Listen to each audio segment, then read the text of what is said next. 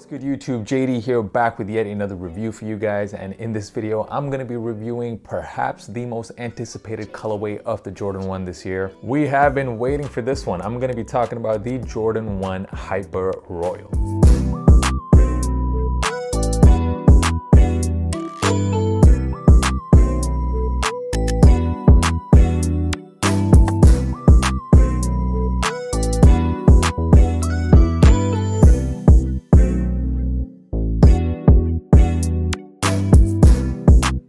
What's good guys, I hope you guys are doing well. In this video I'm going to break down the shoe. We'll talk about if this is the nicest colorway of the J1 dropping this year. We'll also get into the quality of the sneaker. We'll also talk about current resale prices. Are they worth the price they're going for right now? And as always, I will be giving you guys that on-feet look, so make sure you stick around until the end of the video. So we got them guys, the Hyper Royal 1s. I was definitely waiting a very long time to review this shoe. Shout out to Snipes in Berlin, that's how I was able to cop this pair. If you look at the rest of the Jordan release calendar this year, yeah, you can definitely make a case that this one is probably the best pair to release this year, at least in terms of colorway. A lot of people saying that these remind them of the turbo greens that dropped a couple of years ago, and yes, I can definitely see that. You can see that same type of vintage looking suede on the sneaker. And this time, of course, it's done in blue. And speaking of which, would you guys say that right now blue has officially replaced red as the best color on Jordan 1s? We had the University blue ones also drop this year, and I honestly can't think of one bad blue colorway on the Jordan 1s. This particular colorway I definitely think is popular for two reasons. First of all, it does have that vintage vibe to it,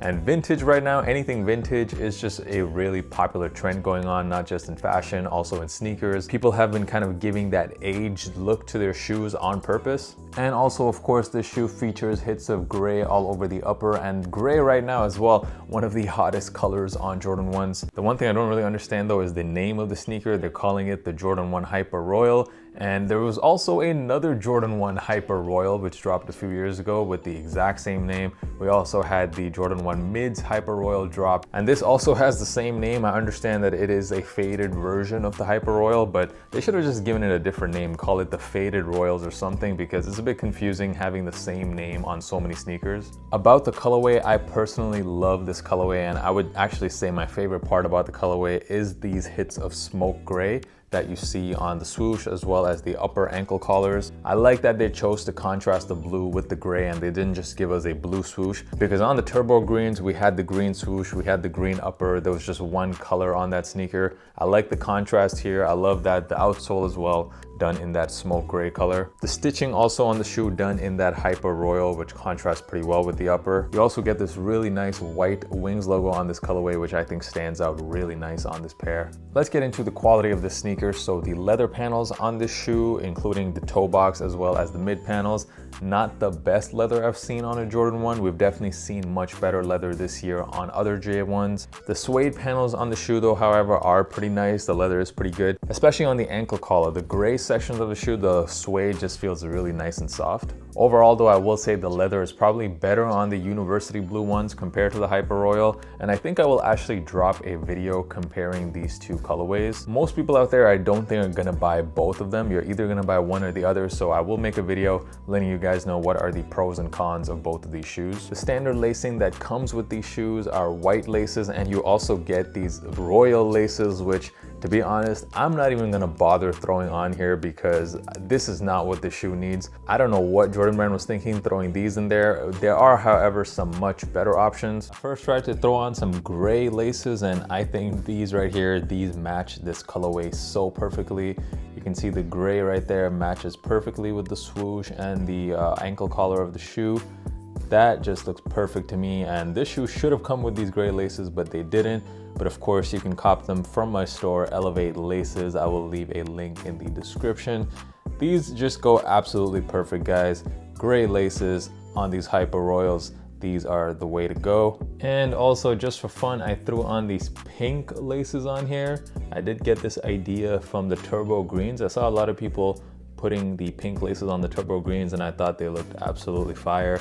And they definitely add a lot to this shoe as well. It gives it a different type of look, a little pop of color.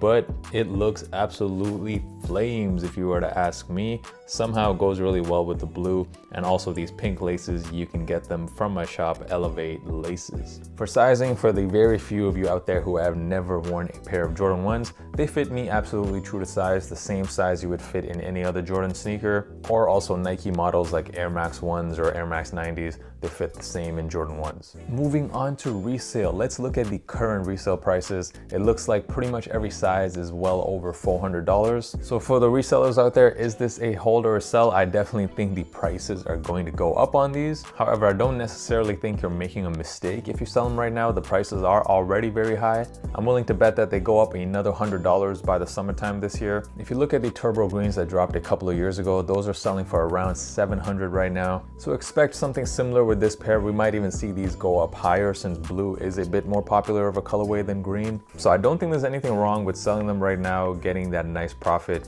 using it on other releases that might be coming up this month, like the Jordan 4 University Blues. Or if you have the patience, you don't really need that capital right now, yeah, you can hold on to it and you will make a very nice return by next year as well. For the majority of you guys that took an L on these and definitely are thinking about when is the best time to cop this, I would give it about a week or a week and a half right after the release. That's typically when the prices are at their lowest, because that's when everyone gets their pairs in, and then you'll see the prices definitely start to shoot up quite a bit as we get into the summertime. So I wouldn't wait much longer than a week after the release. So final thoughts on these. Are these a cop or a drop? A really nice colorway. The leather could have been better, but if you're the type of person who, you know, maybe just wants to buy one pair of Jordan 1s in a year, I definitely think this is probably the one you want to go for. It's really nice. It's pretty unique as well from other Jordan 1 colorways. So for me, these are a cop. Let me know down in the comments, what do you guys think of the Jordan 1 Hyper Royal? And of course, follow your boy on Instagram. The handle is right here. It is at JDKick6. Of course, for all your lacing needs, make sure you check out Elevate Laces. The link is in the description. The on-feet dropping right now. Thank you guys so much for messing with the content and for watching this video. And until next time, guys, peace.